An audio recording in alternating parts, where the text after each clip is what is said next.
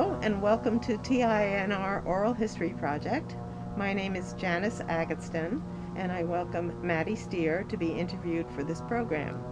The date is November 14th, 2020, and we are both participating in the recording of this archive outside and socially distant on Mady's back terrace. I have agreed to and signed the interviewer's release version R1.2 dated November 14th, 2020, and Mady Stier has agreed to and signed the interviewee release version R1.2 dated November 14th, 2020. With the formalities now completed, let's begin the interview. Get a little closer.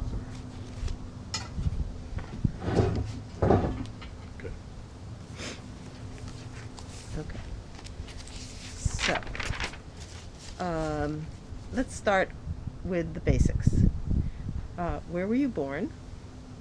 New York City, When were you born?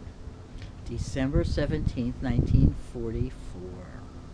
So, if my math is correct, that would make you 75. Good job. Tell me about your mother and father. Where was your mother born and when? My mother was born in Amsterdam, Holland, December 18th, 1909. So My you were father- almost a baby. You were almost a birthday present for her. That's right. That's right. We always did multiple days celebrating. My father was born in Leipzig, Germany, May 12th, 1913. Okay, and what was your mother's name? My mother's name was Mopsy Muck. Was Mopsy a nickname, or was her? It's just with her Dutch name. I mean, her real name is Martha, but she Okay. went by Mopsy. Okay, but the name she was born with was Martha, or on her Martha, birth correct. certificate. Okay, and your dad, you said, was born in Leipzig, Germany. Leipzig, Germany. And again, when?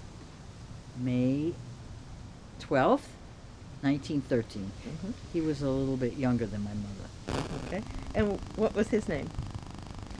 His name in German was Heinz Woritzek. And in English, or the name he used? Henry Wharton. He changed it. Okay. How did they meet? My father left Germany as a young man, and he went and set up a business in Amsterdam, an importing, exporting business. Mm-hmm. What did he import and export? Handbags and I guess leather goods. Okay. And so my mother and he met. How did they meet? You know, I You don't know exactly Okay. how, if they were introduced Okay. or how they Okay. met, but my mother was in the process of getting divorced Okay. when they met. Okay. So, you know, Okay. her ex-husband to be was in the picture. Okay. So how long after they met did they get married?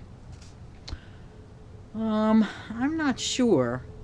Give or take, were they? Maybe So- 5 years. Oh, okay, so it wasn't. Yes. It was a longer time.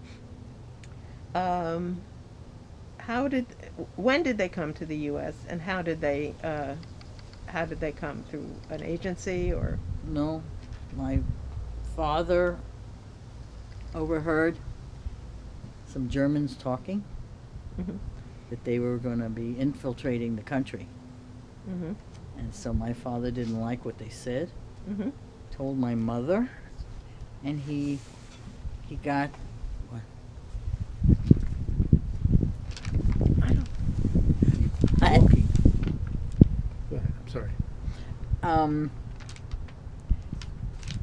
And he felt it was very dire, and my mother came from a rather big family, and when she told them, they poo-pooed it and became very insistent, and so my mother finally agreed. Now, I have to put in the information that my mother had adopted my brother with her first husband, and the baby came out of an orphanage in Germany and was brought to Holland. And so when they left, my brother went with them. Mhm. He was an infant, a baby. Mhm. And so, but nobody else would go, and my father said, we have to get out. And so he was in Amsterdam from the early 30s, and they left in 38. And later they wouldn't have been able to get out. Okay, so they just got on a ship. Well, and- he was sponsored. Okay. I don't know the particulars. Okay. He was sponsored by the man who owned Martinson's Coffee. Oh. And so they came on a ship, and they didn't go through Ellis Island, which I never knew. Hmm. And they docked in New York. It just came up to a pier. Well, Right. so, okay. Right. So I don't know how my father connected. Okay.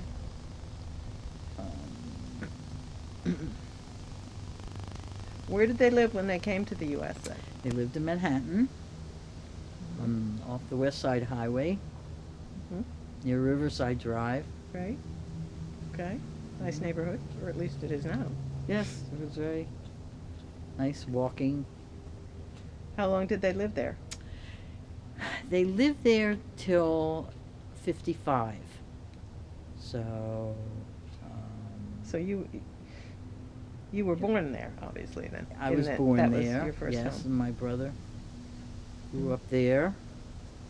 But my mother had asthma, so my father felt that, and the doctors advised her, in order to outgrow this, you need a drier climate. So, and my father was in the food business at the time, but he gave it up to go out west. So we settled in Denver, Colorado. Okay. What made him change from leather goods to the food business? Do you Well, know? he adjusted. He just, he had a real salesman mentality, and he was being pretty much unschooled. He had a good business head on his shoulders. Mhm. And so he was very adaptable, and he had applied with Polaner, preserves and pickles and jellies, Mhm. and he started in that, in which he really liked, and he grew in the company. But when they moved, I think the Polaners told him that when he's ready to come back, he could rejoin. So, just so we have this straight, the Polaner company was an American company. He Yes, was, they were out of New Jersey. So he at some point left the leather goods business and went to Yes, work. that was just something that he had done, and the company still existed in Amsterdam. Mhm. Still When- exists now? I don't know now, Oh, but years ago Yeah. it did. Okay. And it's an interesting aside that my father did business with Jeffrey's grandfather in the early 30s, who had an importing, exporting, Obviously, never knowing that at the never time. knowing, never meeting, just doing business, and they met when we got engaged.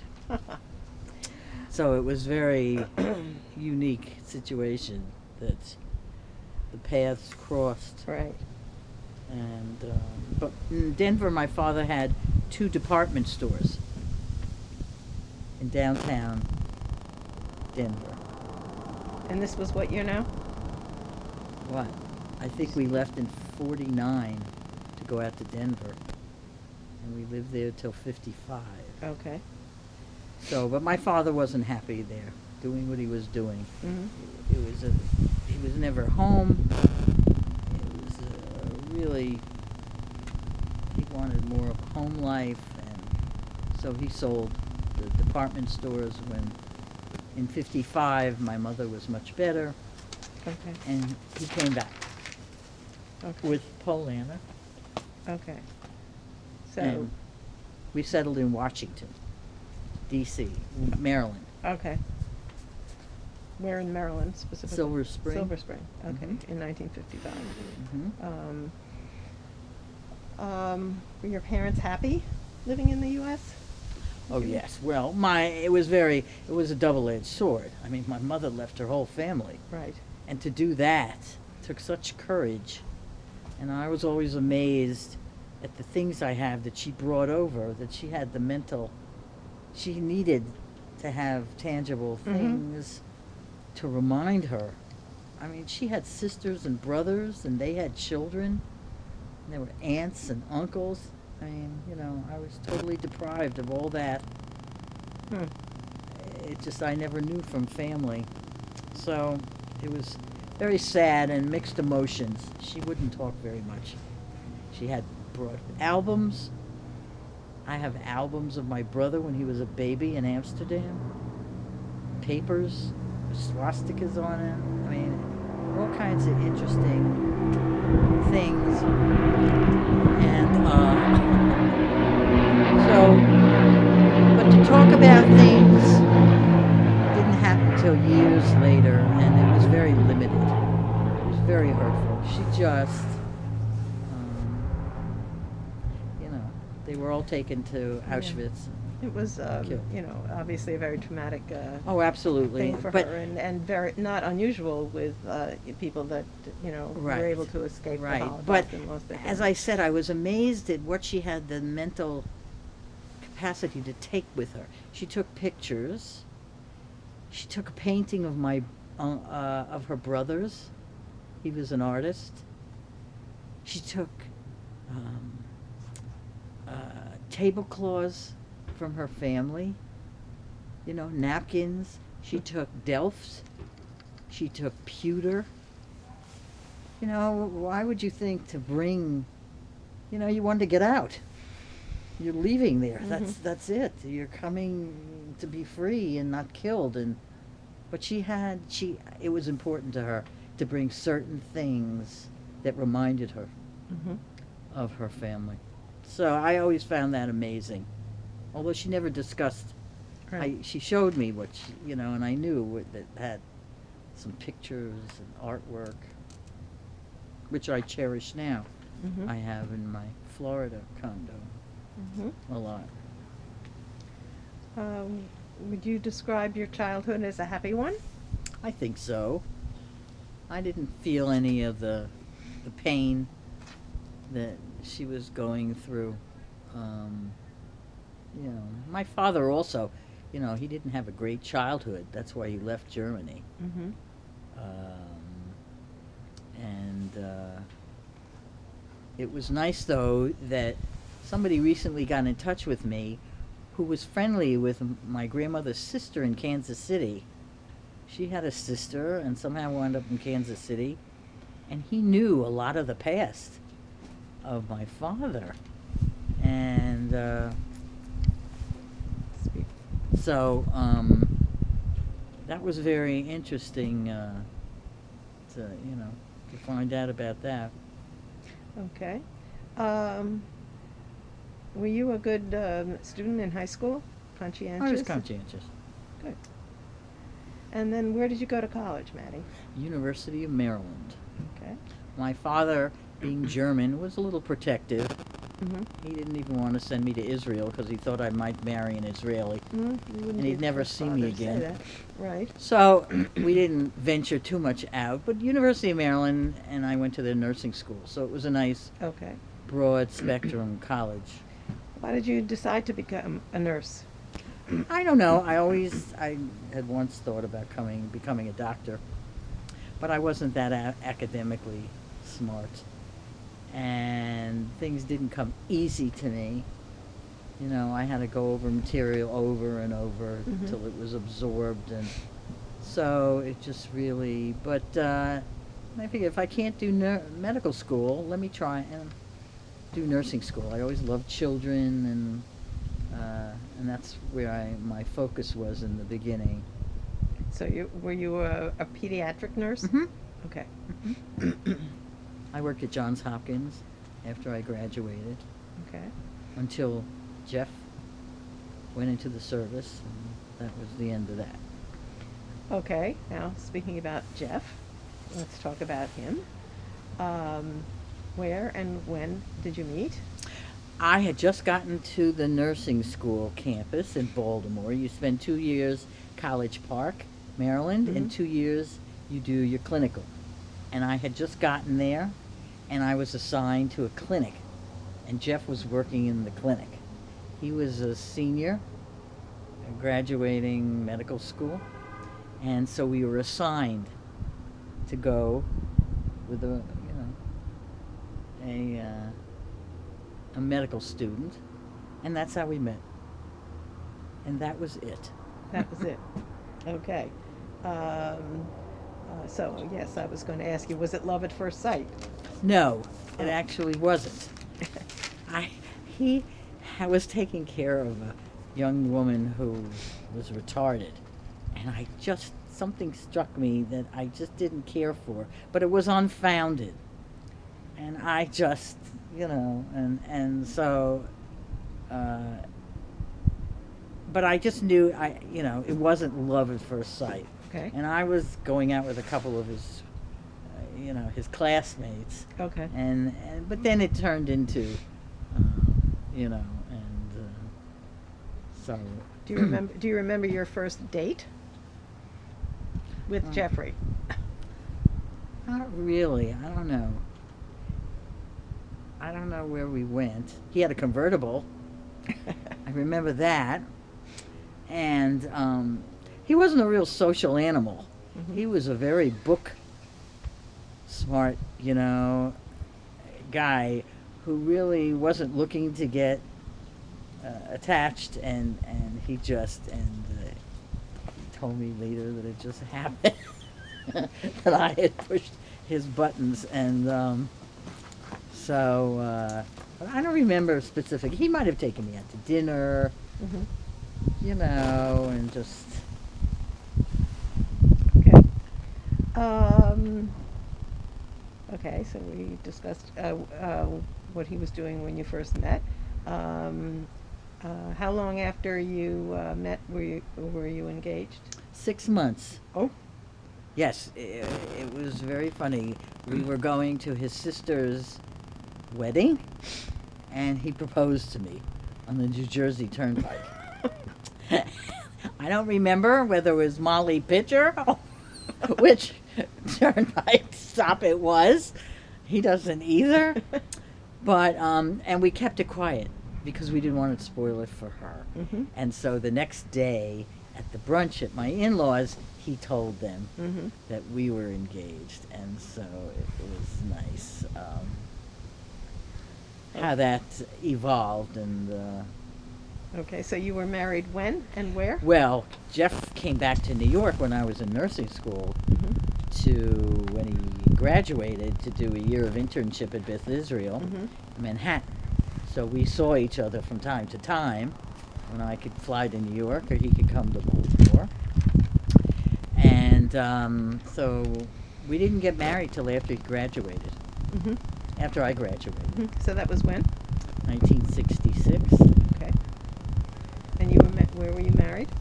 We were married in Washington, D.C., at a congregation that my parents belonged to, called B'nai Israel, on 16th Street, Washington, D.C.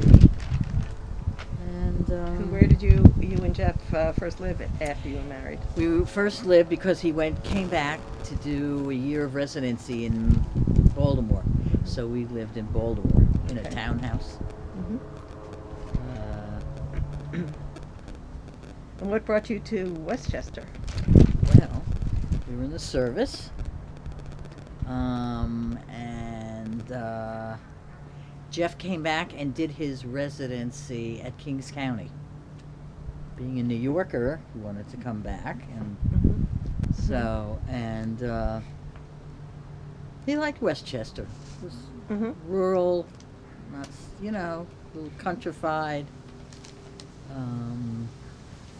And so he finally decided he wanted to buy a practice. Okay. as long as the community welcomed him. Okay. And so he bought a practice, and then that evolved. He always was a single practitioner, which he liked, Mm-hmm. as long as he had coverage, Yeah. could do what he wanted. And the people greeted him and were very kind to him, the doctors and the different specialties, and they referred patients, and his practice And for the record, his grew. specialty is? Otorhinolaryngology. Ear, nose, and throat, head and neck. Okay.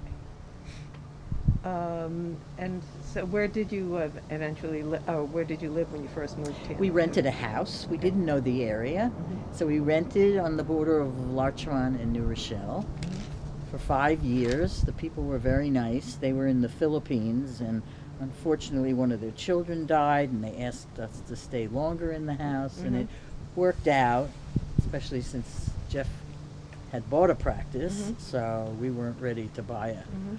a home. But after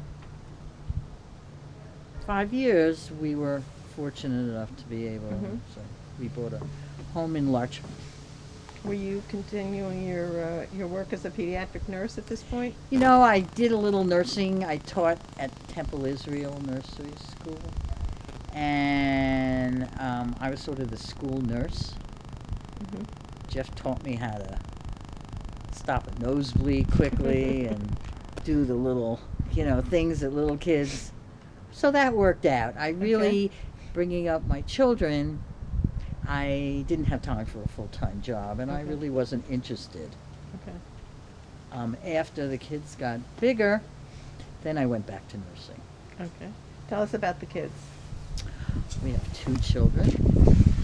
Lisa, who's 51 years old, currently lives in Hollywood, Florida, and she is an organizer. Mm-hmm. And she has started her own business, and she's building that, and she really enjoys doing that. And she has 2 children, our grandchildren, Josh and Jamie. Josh is 24, Jamie is 21, and Jamie's finishing Syracuse University, and Josh graduated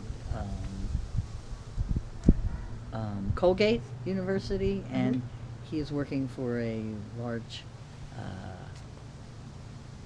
firm in Manhattan and enjoys that. Good. And? And Michael is our son.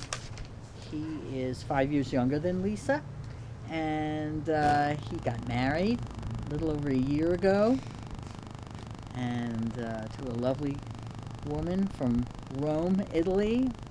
And Michael was unfortunately the virus, the pandemic, laid him off from his job. He was doing setting up music in hotels and resorts.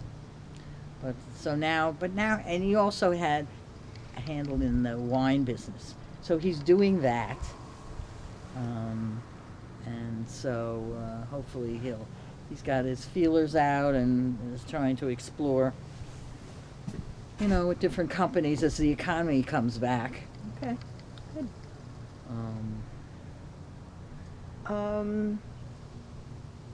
After your kids were grown, you mentioned that you went back to work. I What went did you back do? to nursing, mainly outpatient nursing at Sound Shore Medical Center. Jeff had been in private practice in the area, but then he went back to school and got his administrative tickets, and he became senior vice president of the hospital and medical director. And so I enjoyed working in the same hospital. I worked there 18 years. I did bed control eventually, which I loved. It was a multitask area. You put people in beds from the emergency room, from maternity, also encompassed outpatient. It was very, very fast moving, very organized, and you work with all the floors and the OR and the recovery room and the emergency room, so people wouldn't be down there would only be down there a minimal amount of time. And so it was very rewarding and very gratifying. And then I retired after 18 years. Mm. Okay, tell us about how you came to Temple Israel. We rented a house in New Rochelle. We didn't know the area at all, and so we, sort of being near Larchmont, we investigated there, and we didn't care for it. I don't know what aspects of it, whether it would be the rabbi or what, but it wasn't for us. And by that time, Jeff went into practice in '73. So by that time we were living in Larchmont. So that's why we looked first in Larchmont. But then I must have heard about Temple Israel in New Rochelle, and so we went there and we liked it. We liked the setup, we liked the rabbi, we just felt at home there. Mm-hmm. And so we were very active there. When did you join? I think in latter 70s. Okay. Tell Tell us about your experiences as a family at Temple Israel. Well, Or the kids went to religious school. Lisa finished. They both finished through high school. Lisa went on the Israeli trip. I think Michael did too. Our social activities were focused around that. It was very nice as far as making friends like you. And you. I'm not here. Him. And so that was so Jeff was president of the Brotherhood. He was very active in the temple and eventually became president of the temple. Mm-hmm. So he enjoyed all that when he had more time. I think he had more time once he became an administrator. He was on call, Yeah. being in private practice, so that curtailed. But I think it all became a cohesive unit. I taught in the nursery school. I was active in the sisterhood.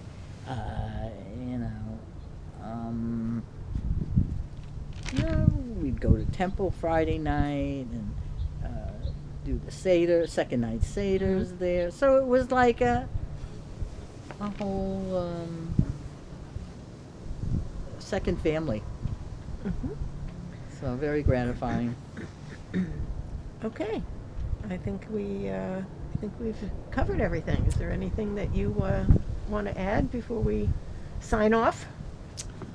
No, I think what you're doing is very nice, and hopefully people will be interested in it. And I just want to say that it's interesting how things come around. My mother, I said, brought pictures from Mm-hmm. and had albums, and in one of her albums she had pictures of Helene Handelman as a little girl. Now, why would she have that? When they came to New York, they befriended a family, and it was her parents. And it was just a small world. And years later, my mother met Helene and gave her the pictures, and Helene was very touched because, the family and all the things Right. that she had done with them. And who would have thought, Yeah. it's such a small world. It's the only way to describe it. It's an old You cliche, but it works. My mother would come for the holidays, and she would live in Florida, and she wanted to spend time here, and so that's just a little aside. Okay. Thank you very much for your time, Mady, Thank you, and our pleasure. dear friend. Our pleasure.